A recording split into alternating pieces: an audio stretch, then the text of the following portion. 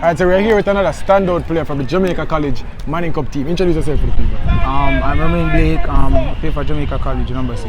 Alright, talk to us about your game today. We saw a composed game, we saw a skillful game from the centre back position. Talk to us about your game. Well, it was a good team performance. I think we achieved the most important objective, which is to win. I think there's a lot of steps that we work on more, isn't it? Yeah, that's it. How do you feel about your team this year?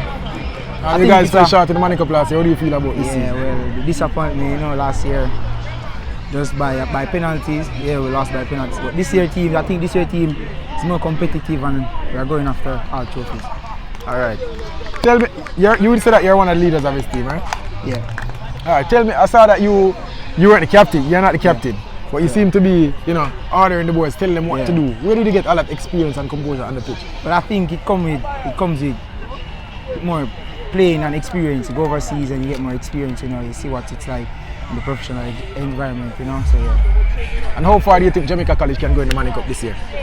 Well, we do the talking on the pitch, so we'll see in the final.